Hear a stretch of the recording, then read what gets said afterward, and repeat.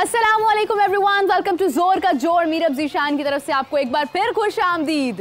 नाजरीन, कल पाकिस्तान मैच जीता और अब नेक्स्ट मैच पाकिस्तान का इंग्लैंड के साथ है। इंग्लैंड यकीनन बहुत ही मुश्किल टीम है। ब्रायन लारा ने तो अनाउंसमेंट कर दी है भाई कि आप टॉप 4 जो टीम्स हैं उनमें इंग्लैंड को भी देख रहे हैं, लेकिन देखना यह है कि पाकिस्तान क्या इस पेशगोई को गलत साबित कर सकता है। क्या पाकिस्तान इंग्लैंड की जगह अपना नाम लेकर आ सकता है लोगों के जहनों में। लेकिन पाकिस्तान को उसके लिए तमाम मैचेस जीतने होंगे। जैसे आयरलैंड में एक मैच हारने के बाद पाकिस्तान 2 मैचेस जीत गया, लेकिन वो जो हार है वो कहीं ना कहीं उसके साथ साथ ही चल रही है। तो नाज़रीन, अब देखना यह है कि इंग्लैंड के साथ पाकिस्तान कैसे परफॉर्म करता है। हमारे कप्तान बाबर आजम तो बहुत मुतमईन है।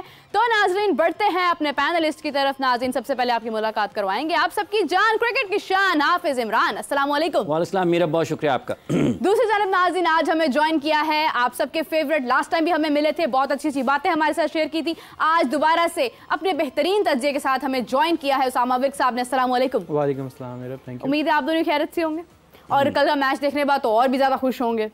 हाफिज साहब, सबसे पहले आपसे शुरू करना चाहूँगी। कल का मैच हुआ, पाकिस्तान ने पहले खासे रन्स खाए, ठीक है, मतलब मौका दिया आयरलैंड को कि खुल कर रन्स करो। फिर एंड पर जब महसूस हुआ कि नहीं, अब तो रन्स जो है वो 130 से भी ऊपर जाते जा रहे हैं, तो फटाफट सीनियर बॉलर्स को भी बीच में शामिल कर दिया। लेकिन उसके बाद जो है, उसके बावजूद स्कोर जो है वो तकरीबन 180 के करीब था, यानी कि 178 का जो है वो टारगेट दिया और 179 पाकिस्तान ने करना था। अब आप देखें कि अगर आयरलैंड के खिलाफ आप इतने रन्स उनको दे रहे हैं, तो यही टीम अब जब इंग्लैंड के सामने जाएगी तो कैसे परफॉर्म करेगी? देखिए, मेरा सबसे पहले अगर कल पाकिस्तान ने जो सीरीज़ जीती है, मेरा ख्याल है 2021 के बाद पहला मौका कि पाकिस्तान ने कोई सीरीज़ जीती है T20, इसमें कोई शक नहीं है। तो एक तरफ तो जो ये दावा होता है कि पाकिस्तान की टीम बहुत शानदार है T20 क्रिकेट में, तो ये उस स्टैट्स जो हैं, अदाद शुमार, उसकी नफ़ी करते हैं। और वो तमाम लोग जो पाकिस्तान में स्टैट्स को बहुत ज़्यादा अहमियत देते हैं, उसके ऊपर बहुत ज़्यादा बात करते हैं, तो उनको ये स्टैट्स भी पाकिस्तान के लोगों के सामने रखने चाहिए कि जब आप अपने अपने प्लेयर्स की इनफरादी कारकर्दगी को आदाद शुमार के अल्फाज के गोरख धंधे में लपेटते हैं, तो सख्त उर्दू हाफिज साहब ने बोल दिया। गोरख धंधा क्या होता है? तो आप ये जो हो रहा है यही है। अच्छा। तो उसमें जब आप लपेटते हैं तो फिर आप लोगों को ये भी बताएं कि 2021 के बाद पाकिस्तान नहीं जीता कुछ सीरीज़। एक ट्राई नेशन सीरीज़ जीता था मेरा ख्याल न्यूजीलैंड में, पाकिस्तान, बांग्लादेश और न्यूजीलैंड की टीमें थी 2022 के वर्ल्ड कप से पहले। उसके अलावा पाकिस्तान ने जीता, और ये जो सीरीज़ पाकिस्तान जीता ये भी आयरलैंड के ख़िलाफ़ जीता। तो ये ज़हन में रखें कि अगर आप आयरलैंड के ख़िलाफ़ सीरीज़ जीतने के बाद ही मुबारकबादें एक दूसरे को पेश करना शुरू करें और आप ये समझना शुरू करें कि शायद आपने को बहुत बड़ा किला फतह कर लिया, तो फिर आप समझ लें कि जो आपके साथ हो रहा है ठीक हो रहा है। कल पाकिस्तान का जो आपका सवाल है कि पाकिस्तान की जो कारकर्दगी, जो सवाल है अमूमी तौर आपका जो बिलखुसूस वो यही है कि क्या इंग्लैंड के ख़िलाफ़ पाकिस्तान टीम की एक ख़ासियत ज़रूर है कि ये जिस टीम के ख़िलाफ़ खेलती है वैसा खेलना शुरू कर देती है। एक है ये चीज़ इसमें, लेकिन जो सबसे ज़्यादा परेशान कुन चीज़ है ना, वो ये है कि पाकिस्तान की एबिलिटी चैलेंज है काफ़ी वक्त से। 8-9 महीने अगर आप तसलसल के साथ दुनिया की टॉप टीमों के खिलाफ अच्छा ना खेलें ना, तो फिर आपके ऊपर सवालात उठते हैं और जवाब उसका सिर्फ आप अपनी कारकर्दगी से दे सकते हैं। अल्लाह करे कि पाकिस्तान इंग्लैंड के खिलाफ सीरीज़ अच्छी खेले और नताइज अच्छे आएँ। कल के मैच में वो कि पाकिस्तान जीता, लेकिन आप अपनी फील्डिंग को देख लें कि क्या पाकिस्तान की फील्डिंग उस मायार की थी जो कि इंटरनेशनल लेवल पर होनी चाहिए और टॉप टीम्स के खिलाफ होनी चाहिए? तो जवाब यही होगा कि नहीं। और जो मौके पाकिस्तान को कल मिले हैं आयरलैंड की तरफ से फील्डिंग में, क्या दुनिया की हर टीम इतने तसलसल के साथ पाकिस्तान को मौके देगी? बिल्कुल नहीं देगी। क्या दुनिया की हर टीम जब पाकिस्तान के खिलाफ अच्छी टीमें आएंगी? आपने न्यूजीलैंड की टीम को देखा, जब वो पाकिस्तान के खिलाफ खेल रहे थे तो उनका बॉलिंग जो वो कर रहे थे, तो वो किस तरीके से बॉलिंग कर रहे थे? क्या वो उनके जोन में, उनके जो फेवरेट जोन है पसंदीदा, जहाँ पर शॉट्स निकालते हैं पाकिस्तान के बैटर्स, वहाँ पर किया था? जवाब था नहीं। उन्होंने आपको प्लान के तहत बॉलिंग की। तो बहुत सारी ऐसी चीज़ें हैं जिनके ऊपर अगर आप एक एक करके नज़र डालेंगे तो आपको लगेगा कि आप अगर तनकीदी जायज़ा लेते हैं तो उसका मतलब ये नहीं होता कि कोई पाकिस्तान की क्रिकेट का दुश्मन है, ना ही उसका मतलब ये होता है कि कोई पाकिस्तान की क्रिकेट टीम से खाइफ है। ये पाकिस्तान के 25 करोड़ लोगों की टीम है और लोग इसको फतेहाब देखना चाहते हैं। तो खिलाड़ियों की इनफरादी कारकर्दगी उतनी ज़्यादा अच्छी नहीं है जितनी होनी चाहिए, उतना ज़्यादा फ़र्क नहीं है फतह का जो कि होना चाहिए एक अच्छी टीम का और एक निस्बतन कमज़ोर टीम का। सबसे ज़्यादा आप देखें कि कल हारिस रऊफ़ नहीं खेले और ये 3 मैचेस उन्होंने बाहर बैठ कर गुजारे हैं।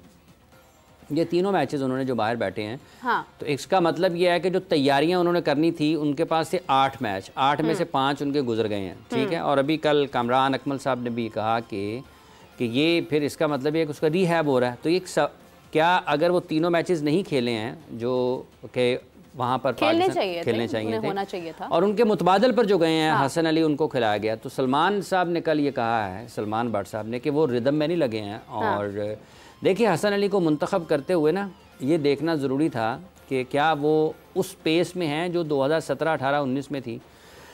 अगर उनकी वो पेस नहीं है तो फिर आपको ये सोचना चाहिए था कि आप क्यों सेलेक्ट कर रहे हैं। अच्छा एक मिनट हाफिज साहब, अगर हारिस रऊफ ठीक नहीं है तो हारिस रऊफ को क्यों सेलेक्ट किया गया, क्यों लेके आया गया? और अगर आप जानते थे कि हारिस रऊफ ठीक नहीं है तो आपने उनकी रिप्लेसमेंट पर हसन अली को क्यों रखा? और अगर कल हसन अली मैदान में उतर आए हैं, इससे तो साफ मतलब ये साबित होता है कि हारिस रऊफ जो है वो मैच फिट नहीं है, ठीक है, इसलिए वो हसन अली को लेकर आए। लेकिन अगर ये दोनों बातें वाजिया थी कि आपने उनकी रिप्लेसमेंट पर भी जिस प्लेयर को रखा है वो अपनी पेस के साथ अब वैसे नहीं है जैसे उनसे एक्सपेक्टेशंस की जाती हैं, तो आपने ये दो इतने गलत फैसले कैसे कर लिए? इतने सीनियर लोग हमारी सिलेक्शन कमेटी में मौजूद हैं। अभी ना नंबर भेज रहा हूँ वहाब रियाज साहब का, उनको बाहर आपकी टीम को, वो वहाब साहब को फ़ोन करें और उनसे पूछें, इसका बेहतर जवाब वो दे सकते हैं। अच्छा, फिर वहाब साहब क्या करेंगे? वो मुझे नंबर देंगे मोहसिन नकवी साहब का, वो कहेंगे आप इनसे पूछें, क्योंकि मैं तो खुद उनके साथ होता हूँ। तो ठीक है, फिर आपको पता चलेगा ना, दुरुस्त जवाब मिलेगा। देखिए कल जवाब तो ये इसका बेहतर चीफ सिलेक्टर तो नहीं है कोई, लेकिन कोई सिलेक्टर ज़रूर दे सकता है कि ऐसा क्यों हुआ है। तो ये सवाल तो है ना कि अगर आप एक रिप्लेसमेंट के तौर पर जो खिलाड़ी गया है उसको पहले खिला दिया गया और जिसकी रिप्लेसमेंट है वो नहीं खेला, ठीक है, तो जो रिप्लेसमेंट है आपकी वो भी, उसके ऊपर भी सवालिया निशान है। तो उनको रन्स हुए हैं बहुत ज़्यादा, तो देखिए रन्स किसी भी वक्त हो जाते हैं, ये उसका रन्स तो सारे प्लेयर्स को, देखिए रन्स होना मसला नहीं होता। आप क्या उस पोटेंशियल पर खेलते हुए नजर आते हैं जिसके लिए आपको रखा गया? क्या आप उस मयार की क्रिकेट खेल रहे हैं जिसके लिए आपको रखा गया? तो फिर और फिर आप देखें कल नसीम को भी ड्रॉप किया, बिल्कुल नसीम को भी आपने ड्रॉप किया। तो ये किस तरीके से आप तो वर्ल्ड कप की तरफ जा रहे हैं, क्या ये वर्कलोड मैनेजमेंट है या ये मेंटल लोड मैनेजमेंट है या मतलब ये किस किस्म की, हाँ क्या अब आप 2-2, 3-3 मैचेस भी अगर प्लेयर इकट्ठे नहीं खेल सकते हैं या आप उनको खेलने नहीं देना चाहते हैं, तो ये तो मुनासिब नहीं है ना।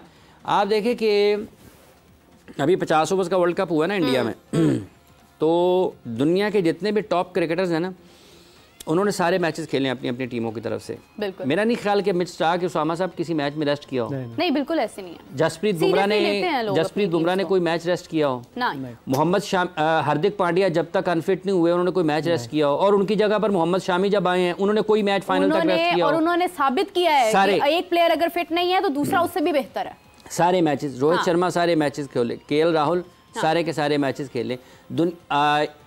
जब अनफिट हुए हैं केन विलियमसन तो वो बाहर हुए, उनकी जगह पर उनके जितने भी टॉप क्रिकेटर्स हैं वो सारे मैचेस खेले हैं।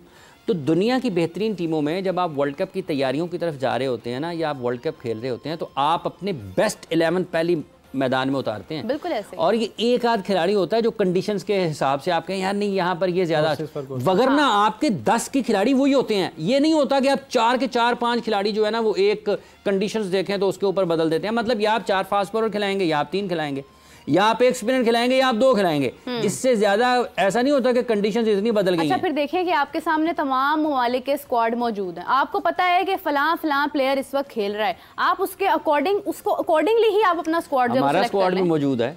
नहीं हमारा तो चले, मैं वही कह रही हूँ ना, पर्चियां डालनी है, क्या वो उसके जवाब में, क्या उसके काउंटर में इन्होंने ये सब सिलेक्ट किए हैं? देखिए या तो जो टीम्स के प्लेयर जिस तरह से सिलेक्ट किए गए हैं, कोई ऐसी चीज छुपी नहीं हुई ना मीरब। देखिए आज की क्रिकेट में अभी आपने 50 ओवर्स के वर्ल्ड कप खेला है, फिर आपने न्यूजीलैंड में T20 मैचेस खेले हैं, फिर आपने पाकिस्तान में T20 मैचेस खेले हैं, आप आयरलैंड में खेलने हैं, उसके बाद आपने इंग्लैंड में खेलने हैं।